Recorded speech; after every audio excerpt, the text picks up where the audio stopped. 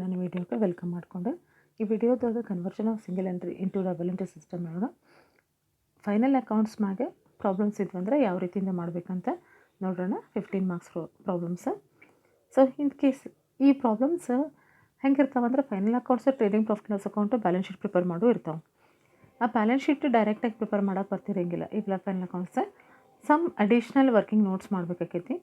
It may be in the form of debtors account, creditors account, ಯಾವುದಾದ್ರೂ missing information ಇತ್ತಂದರೆ, ಅಥವಾ opening capital ಕೊಟ್ಟಿರಲಿಲ್ಲ ಅಂದರೆ ಸ್ಟೇಟ್ಮೆಂಟ್ ಆಫ್ ಅಫೇರ್ಸ್ ಹಾಕಿ ಓಪನಿಂಗ್ ಕ್ಯಾಪಿಟಲ್ ಕಂಡುಹಿಡಬೇಕು. In some cases we need to prepare even cash account also. Depending upon what information is given, we have to prepare different working notes. Let us see how it has to B calculated. ಅದೇ ಲೆಕ್ಕದೊಳಗೆ ಏನು missing information ಐತಿ ಅದ್ರ base ಮ್ಯಾಗ ನಾವು ಬೇರೆ ಬೇರೆ accounts ಹಾಕುವಂಥ necessary ಬರಬಹುದು. ಸೊ ಇಲ್ಲಿ ಅವರು ಇದೆಲ್ಲ ಡಿಪೆಂಡ್ ಆಗೋದು ಪ್ರಾಬ್ಲಮ್ನಾಗ ಏನೇನು ಇನ್ಫಾರ್ಮೇಷನ್ ಕೊಟ್ಟಾರ. ಒಂದೊಂದಿಷ್ಟು ಪ್ರಾಬ್ಲಮ್ನಾಗ ಓಪನಿಂಗ್ ಕ್ಯಾಪಿಟಲ್ ಕೊಟ್ಟಿದ್ರೆ ಸ್ಟೇಟ್ಮೆಂಟ್ ಹಾಕಕ್ಕೆ ಹೋಗ್ಬೇಡ್ರಿ. ಒಂದು ವೇಳೆ ಓಪನಿಂಗ್ ಕ್ಯಾಪಿಟಲ್ ಕೊಟ್ಟಿರಲಿಲ್ಲ ಅಂದರೆ ಸ್ಟೇಟ್ಮೆಂಟ್ ಆಫ್ ಅಫೇರ್ಸ್ ಹಾಕಿ ಕಂಡುಹಿಡಿಬೇಕು. ಅಥವಾ ಲೆಕ್ಕದಾಗ ಅವರೇ ಕೇಳ್ಬೋದು ಇದನ್ನು ಅಕೌಂಟ್ಸ್ ಹಾಕ್ರಿ ಅಂತೇಳಿ. ಯಾವ ರೀತಿಯಿಂದ ಕೇಳಿಸ್ತಾರೆ ಅದ್ರ ರೀತಿಯಿಂದ ನಾವು ಮಾಡ್ಕೋತಾ ಹೋಗ್ತೀವಿ.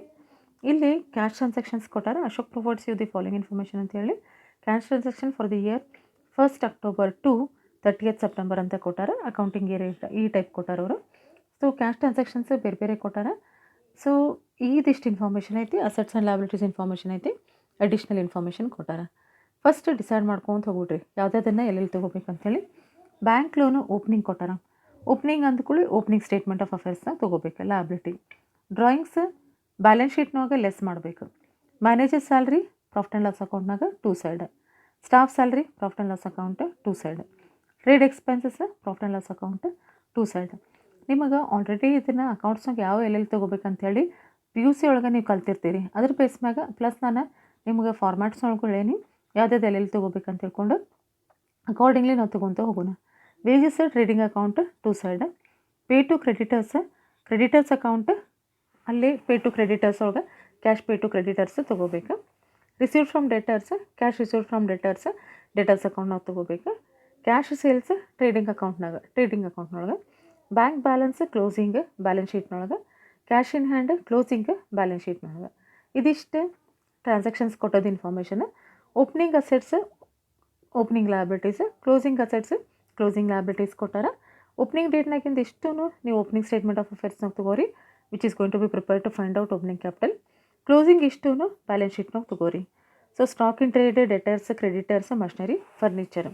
ಸೊ ಇನ್ನು ಅಕಾರ್ಡಿಂಗ್ಲಿ ನಾವು ಬ್ಯಾಲೆನ್ಸ್ ಶೀಟ್ನೊಳಗೆ ಮತ್ತು ಸ್ಟೇಟ್ಮೆಂಟ್ ಆಫ್ ಅಫೇರ್ಸ್ನಾಗ ತೊಗೋಬೇಕು. ಈ 5 ಐಟಮ್ಸ್ನೊಳಗೆ ಕ್ರೆಡಿಟರ್ಸ್, ಲಯಬಿಲಿಟಿ, ಉಳ್ಕಿವೆಲ್ಲ ಅಸೆಟ್ಸ್. ಅದರ್ ಇನ್ಫಾರ್ಮೇಷನ್ RDD ಕೊಟ್ಟಾರ. RDD ಇದನ್ನು ಡೆಟರ್ಸ್ ಅಕೌಂಟ್ನಾಗಿಂದ ಬ್ಯಾಲೆನ್ಸ್ ಶೀಟ್ನಾಗ ಲೆಸ್ ಮಾಡಬೇಕು. ಪ್ರಾಫಿಟ್ ಲಾಸ್ ಅಕೌಂಟ್ನಾಗ 2 ಸೈಡ್ ತೊಗೋಬೇಕು. Depreciation profit loss account 2 side balance ಶೀಟ್ನೊಳಗೆ ಕನ್ಸರ್ನ್ಡ್ ಅಸೆಟ್ನೊಳಗಿಂದ ಲೆಸ್ ಮಾಡಿರಿ. Manager is entitled to commission of 5% on net profit ಅಂತ ಕೊಟ್ಟಾರ. Net profit before calculating commission ಮಾಡಿ ಅದು 5% ಒಂದು ಟೆಕ್ನಿಕ್ ಯೂಸ್ ಮಾಡಿ ಕ್ಯಾಲ್ಕುಲೇಷನ್ ಮಾಡಬೇಕು. So let us see how these accounts are to be prepared. ಅವ್ರು ಬೇರೆ ಬೇರೆ ಅಕೌಂಟ್ಸ್ ಪ್ರಿಪೇರ್ ಮಾಡೋಂತ ಕೇಳ್ಯಾರ. ಫೈನಲ್ ಅಕೌಂಟ್ಸ್ ಮಟ್ಟ ನಾವು ಪ್ರಿಪೇರ್ ಮಾಡಬೇಕು. It comes for 15 marks. So first ಸ್ಟೆಪ್ನೊಳಗೆ ನೆನ್ಪಿಟ್ಕೊಂಡ್ಬಿಡ್ರಿ. ಫಸ್ಟ್ ಸ್ಟೆಪ್ ಓಪನಿಂಗ್ ಕ್ಯಾಪಿಟಲ್ ಅಂತ ಮಾಡ್ಕೊಂಬಿಡ್ರಿ. ಅಂದರೆ ನಿಮ್ಗೆ ಯಾವ್ದು ಕೊಟ್ಟಾರೆ ಯಾವುದಿಲ್ಲ ಅಂತ ಈಸಿಲಿ ಫೈಂಡ್ ಔಟ್ ಮಾಡ್ಕೊತ ಹೋಗ್ಬೋದು ನೀವು.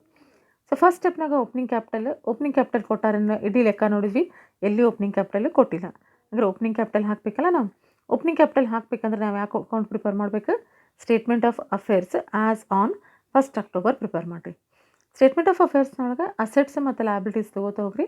ಅಸೆಟ್ಸ್ ಫಸ್ಟ್ ಡೇಟಿಗೆ ಯಾವುದು ಅಂತ ನೋಡಿರಿ, ಮತ್ತೊಮ್ಮೆ ತೋರಿಸ್ತೀನಿ. ಅಸೆಟ್ಸ್ ಫಸ್ಟ್ ಡೇಟಿಗೆ ಸ್ಟಾಕ್ ಇನ್ ಟ್ರೇಡ್ ಐತಿ, ಡೆಟರ್ಸ್ ಐತಿ, ಮಷನರಿ ಐತಿ, ಫರ್ನಿಚರ್ ಐತಿ. ಐಟಮ್ಸ್ 22,000, 53,000, 20,000, 1,400. ಅಕಾರ್ಡಿಂಗ್ಲಿ ಬರೀರಿ ಇಷ್ಟು. Right side stock, debtors, machinery, furniture ಎಷ್ಟು ಕೊಟ್ಟಾರ ಅಮೌಂಟು ಅಷ್ಟು ಬರೀರಿ. ಓಕೆ. ಸೊ ಇದೇ ನೀವು ಪ್ರಾಬ್ಲಮ್ ನಿಮ್ಮ ಕಣ್ಮುಂದೆ ಇರಬೇಕು ಅಂದ್ರಷ್ಟೇ ಅಮೌಂಟ್ಸ್ ಹೆಂಗೆ ಬರೀಬೇಕಂತ ಗೊತ್ತಾಕೈತಿ. ನೋಟ್ಬುಕ್ ಇಟ್ಕೊಂಡು ಪೆನ್, ಪೆನ್ಸಿಲ್, ಸ್ಕೇಲ್, ರಬ್ಬರ್ ಇಟ್ಕೊಂಡು ನೀಟಾಗಿ ಅಕೌಂಟ್ ಡ್ರಾ ಮಾಡಿನ ನೀವು ಎಂಟ್ರಿ ಮಾಡ್ಕೊರಿ. ಕಂಪಲ್ಸರಿ ನಿಮ್ಮ ನೋಟ್ಬುಕ್ನಾಗ ಎಂಟ್ರಿ ಆಗಬೇಕು ಇಷ್ಟು. ಅಂದರೆ you can understand how these amounts are to be entered in different accounts. Okay. ಈಗ ಲಯಬಿಲಿಟೀಸ್ ಎಂಟ್ರಿ ಮಾಡಿರಿ. ಫಸ್ಟ್ ಸ್ಟೇಟ್ನಾಗ ಯಾವ ಲಯಬಿಲಿಟೀಸ್ ಅದಾವ ಅಂತ ನೋಡಿರಿ. ಲಯಬಿಲಿಟೀಸ್ ಒಂದು ಇಲ್ಲಿ ಕೊಟ್ಟಿರೋದು ಕ್ರೆಡಿಟರ್ಸ್ ಅಕೌಂಟ್ ಕೊಟ್ಟಾರ. ಕ್ರೆಡಿಟರ್ಸ್ ಬಗ್ಗೆ ₹15,000 ಕೊಟ್ಟಾರ.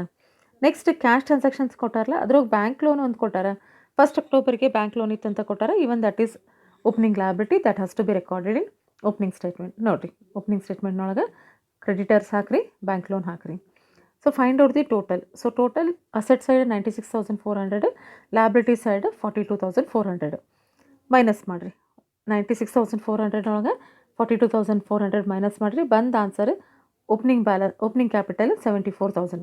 This is balancing figure and this statement is prepare to find out opening capital. ಎಲ್ಲರಿಗೂ ಅಂಡರ್ಸ್ಟ್ಯಾಂಡ್ ಆಗ್ತಾ ಇದೆ? Statement of affairs. After preparing statement of affairs, after calculating opening capital, next go for preparing debtors account, creditors account ಮತ್ತು ಯಾವ necessary ಇದಾವೆ. ಈ ಲೆಕ್ಕದೊಳಗೆ ಒಂದು ಸರಿ ನೋಡಿರಿ, ಎಲ್ಲಿನೂ ರಿಸಿವೇಬಲ್ ಅಕೌಂಟ್, ಪೇಯಬಲ್ ಅಕೌಂಟು ಕೊಟ್ಟಿಲ್ಲ. ಬಿಲ್ಸ್ ಪೇಬಲು ಇಲ್ಲ, ಬಿಲ್ಸ್ ಪೇಬಲು ಇಲ್ಲ. ಸೊ ಅದ್ರ ಸಂಬಂಧ ಈ ಲೆಕ್ಕದಾಗ ನಾವು ಅಕೌಂಟನ್ನು ಹಾಕಂಗಿಲ್ಲ. ಡೆಟರ್ಸ್ ಅಕೌಂಟಿಗೆ ಸಂಬಂಧಪಟ್ಟದ್ದು ಏನದಾವೆ ನೋಡಿರಿ. ಡೆಟರ್ಸ್ ಅಕೌಂಟಿಗೆ ಓಪನಿಂಗ್ ಡೆಟರ್ಸ್ ಐತಿ, ಕ್ಲೋಸಿಂಗ್ ಡೆಟರ್ಸ್ ಐತಿ. ನೆಕ್ಸ್ಟ್ ರಿಸೀವ್ಡ್ ಫ್ರಮ್ ಡೆಟರ್ಸ್ ಐತಿ. ರೈಟ್ ಸೈಡ್ ಎರಡನೇ ಐಟಮ್ ರಿಸೀವ್ಡ್ ಫ್ರಮ್ ಡೆಟರ್ಸ್ ಐತಿ. ಇದಿಷ್ಟು ಇನ್ಫಾರ್ಮೇಷನ್ ಐತಿ, ಉಳ್ಕಿದ್ದು ಬೇರೆ ಏನೂ ಇನ್ಫಾರ್ಮೇಷನ್ ಕೊಟ್ಟಿಲ್ಲ. ಡೆಟರ್ಸ್ ಅಕೌಂಟ್ ಫಾರ್ಮ್ಯಾಟ್ ಏನು? To balance brought down, to credit sales, to bills payable dishonour. By side by cash received from debtors, by bills payable received, by sales returns, by bad debts, by discount allowed, by balance C D. ಇದಿಷ್ಟು format ನಿಮ್ಮ ತಲೆಯೋಗ ಕುಂತು ಬಿಡಬೇಕಿದೆ format. ಹಾಗಾದ್ರೆ ಯಾವುದಾವಲ್ಲ ಅವನಷ್ಟೇ ನೀವು ಡೈರೆಕ್ಟಾಗಿ entry ಮಾಡಿದ್ರು ನಡಿತೈತಿ. ಅಲ್ಲಿ ಇಷ್ಟು ಎಂಟ್ರಿ ಮಾಡಿದೆ ಅಂದರೆ ಯಾವ ಕೊಟ್ಟಿಲ್ಲ ಅವ್ನು ಡ್ಯಾಶ್ ಹಿಡ್ಕೋತ ಬರಬೇಕು. ಯೂಶ್ವಲಾಗಿ 15 ಮಾರ್ಕ್ಸ್ನೊಳಗೆ ಇಷ್ಟು ಐಟಮ್ಸು ಒಂದು ಲೆಕ್ಕದಾಗ ಕೊಡೋಂಗಿಲ್ಲ, ಎಲ್ಲ ಐಟಮ್ಸು ಕೊಟ್ಟಿರೋಂಗಿಲ್ಲ. ಒಂದೆರಡು ಅಷ್ಟೇ ಕೊಟ್ಟಿರ್ಬೋದು. ಅವು ಯಾವ ಕೊಟ್ಟಾರೋ ಅವನ್ನಷ್ಟೇ ತೊಗೊಂಡು ನೀವು ಎಂಟ್ರಿ ಮಾಡಬೇಕು. One thing is you should know where it has to be entered ಅಷ್ಟೇ. 2 ಸೈಡ್ ತೊಗೋಬೇಕು, ಬೈ ಸೈಡ್ ತೊಗೋಬೇಕು ಗೊತ್ತಿರಲಿ. ಓಪನಿಂಗ್ ಬ್ಯಾಲೆನ್ಸ್ ಡೆಟರ್ಸ್ನಾಗ 2 ಸೈಡ್ ತೊಗೋರಿ. 2 ಬ್ಯಾಲೆನ್ಸ್ ಬ್ರಾಡ್ ಡೌನ್ ಎಷ್ಟು ಕೊಟ್ಟಾರೋ ಅಷ್ಟು ತೊಗೋರಿ, 53,000. Closing balance by balance C D ಅಂತ ಏನು ಫಸ್ಟ್ ಈಗ ಫಾರ್ಮ್ಯಾಟ್ ಬರ್ಕೋತಿರಲ್ಲ. ಫಾರ್ಮ್ಯಾಟ್ನಾಗ ಏನು ಕೊಟ್ಟಾರೋ ಅವನಷ್ಟೇ ನಿಮ್ಗೆ ಗೊತ್ತಿದ್ದು ಎಲ್ಲಿ ಏನು ಕೊಟ್ಟಾರ ಗೊತ್ತಿದ್ದು ಫಾರ್ಮ್ಯಾಟ್ ಎಂಟ್ರಿ ಮಾಡ್ಕೊಂಡ್ಬಿಟ್ರಿ. 2 ಬ್ಯಾಲೆನ್ಸ್ ಬ್ರಾಡ್ ಡೌನ್ ಬರೀರಿ, by cash received from debtors ಅಂತ ಬರೀರಿ, ಬೈ ಬ್ಯಾಲೆನ್ಸ್ ಸಿ ಡಿ ಬರೀರಿ. ಒಂದೆರಡು ಲೈನ್ಸ್ ಬಿಟ್ಟು ಬರೀರಿ. ಅಂದ್ರೆ ಮತ್ತೆ ಏನಾರ ಬೈ ಚಾನ್ಸ್ ಲಾಸ್ಟಿಗೂ ಏನಾರ ನಮ್ಮ ಬಿಟ್ಟೇವು ಅಂತ ಅನ್ಸಿದ್ರಂದ್ರೆ you can make the entry. So ಈಗ ಓಪನಿಂಗ್ ಅಮೌಂಟ್ ಬರೀರಿ, ಓಪನಿಂಗ್ ಅಮೌಂಟ್ ಎಷ್ಟು ಕೊಟ್ಟಾರ ಅಷ್ಟು ಬರೀರಿ, ಕ್ಲೋಸಿಂಗ್ ಎಷ್ಟು ಕೊಟ್ಟಾರ ಅಷ್ಟು ಬರೀರಿ, ಕ್ಯಾಶ್ ರಿಸೀವ್ಡ್ ಎಷ್ಟು ಕೊಟ್ಟಾರ ಅಷ್ಟು ಬರೀರಿ. So opening is given 53,000, closing is given as 88,000 and cash received is 60,000. So by side ಜಾಸ್ತಿ ಐತಿ, ಎರಡೂ ಕೂಡಿಸಿದೆ ಇಟ್ ಕಮ್ಸ್ ಟು 1,48,000. 1,48,000 ಒಳಗೆ 53,000 ಮೈನಸ್ ಮಾಡಿರಿ. Amount of 95,000 it is nothing but credit sales. It is balancing figure. ಎಲ್ಲರಿಗೆ ಅರ್ಥ ಆಯ್ತು balancing figure credit sales ಹೆಂಗೆ ಬಂತು ಅಂತ ತಿಳ್ಕೊಂಡು. After getting credit sales next you have to prepare creditors account. Creditors ಅಕೌಂಟಿಗೆ ಸಂಬಂಧಪಟ್ಟದ್ದು ಏನು ಇನ್ಫಾರ್ಮೇಷನ್ ಐತೆ ಅಂತ ನೋಡಿರಿ. ಕ್ರೆಡಿಟರ್ಸ್ ಓಪನಿಂಗ್ ಕ್ಲೋಸಿಂಗ್ ಕೊಟ್ಟಾರ, ಕ್ಯಾಶ್ ಪೇ ಟು ಕ್ರೆಡಿಟರ್ಸ್ ಕೊಟ್ಟಾರ. ಇದಿಷ್ಟ ಇನ್ಫಾರ್ಮೇಷನ್ ಐತಿ.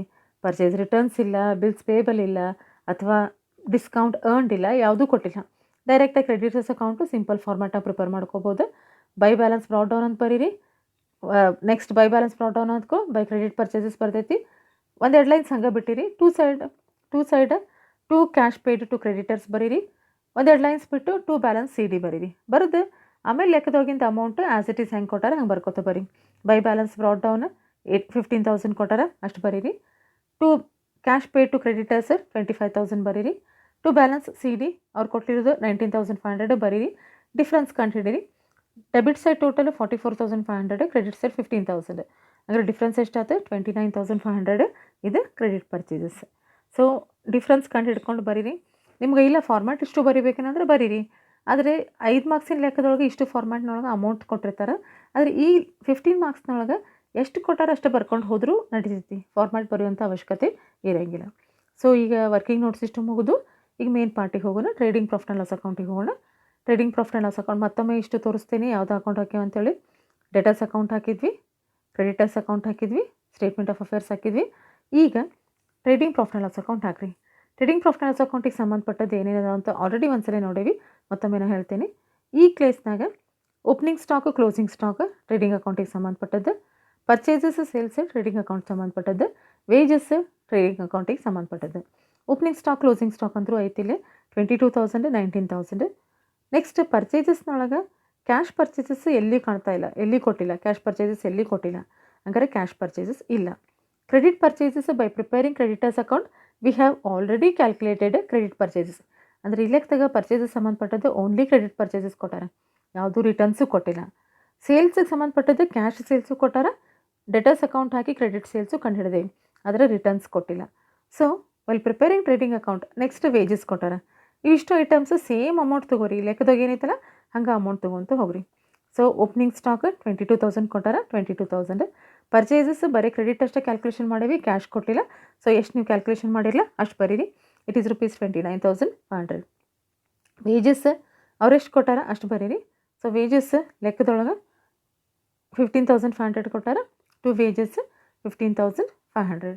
ನೀವು ಲೆಕ್ಕ ಮಾಡೋ ಮುಂದೆ ನಿಮ್ಮ ಮುಂದೆ ಪ್ರಾಬ್ಲಮ್ ಇಟ್ಕೊಂಡೆ ಲೆಕ್ಕ ಮಾಡಿ, so that you can understand where amount has to be entered and which amount has to be taken. By side ಹೋಗ್ರಿ, by sales, cash sales, credit sales. Cash sales ಐತಿ 5,000, credit sales you have calculated by preparing debtors account. ಸೊ ಎರಡು ಕೂಡಿಸ್ರಿ. Amount rupees 1 lakh, returns ಅಂತೂ ಇಲ್ಲ, sales returns ಅಂತೂ ಇಲ್ಲ, ಡೈರೆಕ್ಟಾಗಿ ಔಟರ್ ಕಾಲಮ್ನಾಗ 1 lakh ಬರೀರಿ. ಸೊ ಓಪನಿಂಗ್ ಸ್ಟಾಕ್ ಬರೆದ್ವಿ, ಪರ್ಚೇಸಸ್ ಬರೆದ್ವಿ, ವೇಜಸ್ ಬರೆದ್ವಿ, ಸೇಲ್ಸ್ ಬರೆದ್ವಿ, ಕ್ಲೋಸಿಂಗ್ ಸ್ಟಾಕ್ ಬರೀರಿ. ಕ್ಲೋಸಿಂಗ್ ಸ್ಟಾಕ್ ಬರ್ದ್ಕೊಳ್ಳಿ. ಟೋಟಲ್ 1,19,000. 1,19,000 ಒಳಗೆ ಕೊಟ್ಟ ಅಮೌಂಟನ್ನು ಡಿಫ್ರೆನ್ಸ್ ಎಷ್ಟೆಷ್ಟು ಅಮೌಂಟ್ ಬರೆದಿರಲ್ಲ, 22,000 ಪ್ಲಸ್ 29,500 ಪ್ಲಸ್ 15,500, ಇದನ್ನು ಮೈನಸ್ ಮಾಡಿರಿ. ಬಂದ answer gross profit. It is ₹52,000. ಈ ಗ್ರಾಸ್ ಪ್ರಾಫಿಟನ್ನು next part profit and loss ಅಕೌಂಟ್ನಾಗ ಬೈ ಸೈಡ್ ತೊಗೊಂಡು ಬರ್ರಿ, ₹52,000. ಓಕೆ, ಈಗ ಪ್ರಾಫಿಟ್ ಆ್ಯಂಡ್ ಲಾಸ್ ಅಕೌಂಟ್ನಾಗ 2 ಸೈಡ್ ತೊಗೊತ ಹೋಗ್ಬೇಕು. 2 ಸೈಡ್ ಯಾವ ಬರ್ತಾವೆ ಅಂತ ನೋಡೋಣ. ಪ್ರಾಫಿಟ್ ಆ್ಯಂಡ್ ಲಾಸ್ ಅಕೌಂಟ್ನಾಗ 2 ಸೈಡ್ ಬರುವುದು ಮ್ಯಾನೇಜರ್ ಸ್ಯಾಲ್ರಿ ಬರ್ತೈತಿ, ಸ್ಟಾಫ್ ಸ್ಯಾಲ್ರಿ ಬರ್ತೈತಿ, ಟ್ರೇಡ್ ಎಕ್ಸ್ಪೆನ್ಸಸ್ ಬರ್ತೈತಿ. ಆಮೇಲೆ ಇದ್ರೊಳಗೆ ಮತ್ತೇನು ಕೊಟ್ಟಿಲ್ಲ, ಅಡ್ಜಸ್ಟ್ಮೆಂಟ್ನಾಗ ಕೊಟ್ಟಿರೋದು RDD has to be taken, depreciation has to be recorded, then managers commission has to be recorded. Let us see how it has to be entered. So to trade expenses, how much ever is given in the problem, record that amount. To manager's salary, it is ₹4,500. Then to staff salary, ₹3,500. Then in the adjustment they have given you RDD 5%. 5% always on closing. So closing ಎಷ್ಟೈತಿ debtors, closing debtors 88,000. So 5% of 88,000 calculation ಮಾಡಿರಿ, it comes to ₹4,400. Next depreciation at 20%. 20% depreciation ಕೇಳಾರ. So depreciation 20% on machinery. Machinery closing ಎಷ್ಟೈತಿ 20,000. 20% of 20,000 comes to ₹4,000. Record that 4,000 here. Okay, ಈಗ commission ಒಂದು ಉಳಿತು. ಈಗ 5% ಅಂತ ಹೇಳ್ಯಾರಲ್ಲ, ಅದೊಂದು ಉಳಿತು.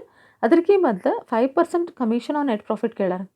ಏನು ಸಮಸ್ಯೆ ಐತೆ ಅಂದ್ರೆ 5% ನೆಟ್ ಪ್ರಾಫಿಟೇಷನ್ ಆನ್ ಮ್ಯಾಕ್ ಕ್ಯಾಲ್ಕುಲೇಷನ್ ಮಾಡ್ಬೇಕಂದ್ರೆ ನೆಟ್ ಪ್ರಾಫಿಟ್ ಬೇಕು, ಆದರೆ ನೆಟ್ ಪ್ರಾಫಿಟ್ ಕ್ಯಾಲ್ಕುಲೇಷನ್ ಮಾಡ್ಬೇಕಂದ್ರೆ ಕಮಿಷನ್ ಬೇಕು.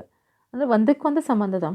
ಕಮಿಷನ್ ಗೊತ್ತಾದರೆ ನೆಟ್ ಪ್ರಾಫಿಟ್ ಕ್ಯಾಲ್ಕುಲೇಷನ್ ಮಾಡಬಹುದು, ನೆಟ್ ಪ್ರಾಫಿಟ್ ಗೊತ್ತಾದರೆ ಕಮಿಷನ್ ಕ್ಯಾಲ್ಕುಲೇಷನ್ ಮಾಡ್ಬೋದು. ಈ ಲೆಕ್ಕದಾಗ ಕೊಟ್ಟದ್ದು information. That is why what we should do ಅಂದರೆ before taking commission you have to find out the total and difference. So total ಮಾಡಿರಿ, it comes to ₹52,000. Difference before charging commission 33,600. ಅಂದ್ರೆ 2,000 plus 4,500 plus 3,500 plus 4,400 plus 4,000 ಇದಿಷ್ಟು 52,000 minus ಮಾಡಿರಿ. ಬಂದ answer 33,600.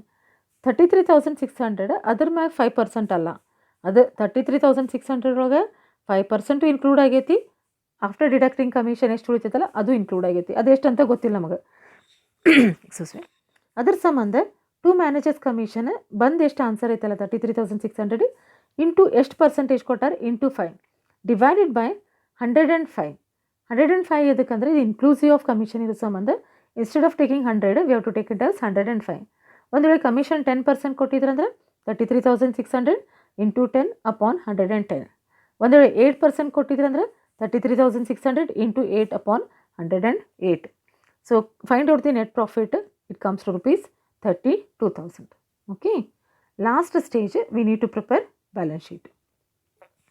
So in case of balance sheet liability side first start with capital. Capital ಒಳಗೆ ನಾನು ನಿಮ್ಮ format ಹೇಳೀನಿ. Opening capital, add additional capital, add interest on drawings, add net profit, less drawings, opening capital, add additional capital, add interest on capital, add net profit, less drawings, interest on drawings, net loss. ಇದಿಷ್ಟು format. Opening capital calculation ಮಾಡೇವಿ, it has come to ₹74,000. So ಇಡೀ ಪ್ರಾಬ್ಲಮ್ನಾಗ additional capital ಕೊಟ್ಟಿಲ್ಲ, not necessary to write. So ನಮ್ಗೆ practice ಆಗಬೇಕಂತೇಳಿ ನೀವು format ಬರೋದು ನಡಿತೈತಿ. ಇಲ್ಲ ನಮ್ಗೆ ಪರ್ಫೆಕ್ಟ್ ಅದೀವಿ, ನಮ್ಗೆ ಗೊತ್ತಾಕೈತಿ ಅಂತ ತಿಳ್ಕೊಂಡ್ರೆ ಡೈರೆಕ್ಟಾಗಿ whatever is given in the problem accordingly you can take. So net profit ನಾವು ಕ್ಯಾಲ್ಕುಲೇಷನ್ ಮಾಡೇವಿ, it has come to ₹32,000. Add ಮಾಡಿರಿ, it comes to ₹1 lakh. Less drawings drawings ಎಷ್ಟು ಕೊಟ್ಟಾರ ಲೆಕ್ಕದೊಳಗೆ, ಎಷ್ಟು ಕೊಟ್ಟಾರ drawings, it has given as 3000. So less drawings 3000 less ಮಾಡಿರಿ, ಡ್ರಾಯಿಂಗ್ಸನ್ನು ಲೆಸ್ ಮಾಡಿರಿ, ಬಂದ answer 1,03,000. Next provision for commission, ಇಲ್ಲಿ ಲಾಸ್ಟಿಗೆ ಕ್ಯಾಲ್ಕುಲೇಷನ್ ಮಾಡೇವಲ್ಲ ಮ್ಯಾನೇಜರ್ಸ್ ಕಮಿಷನ್, ಅದು ಇನ್ನೂ ಕೊಟ್ಟಿಲ್ಲ, ಇಟ್ ಈಸ್ ಪ್ರೊವೈಡ್ ಫಾರ್ ಅಂತಾರೆ. That means still it has to be paid. So it has to be taken as outstanding liability side 1,600. Asset side closing stock ತೊಗೋರಿ. Debtors 88,000 less R D D at 5%, 4,400 minus ಮಾಡಿ answer ಬರೀರಿ. Cash at bank, cash in hand ಲಾಸ್ಟಿಗೆ ಕೊಟ್ಟಾರ, ಅವನ್ನೆರಡು ತೊಗೋರಿ. Machinery less depreciation ಬಂದ amount ಬರೀರಿ, 20,000 minus 4,000, outer column 16,000. Furniture 1,400. ಎಲ್ಲ ಎಂಟ್ರಿ ಮಾಡಿರಿ, find out the total. Total is 1,24,100 both is side. This is 15 marks problem. Okay. Remaining problems we shall see in the next videos. Thank you.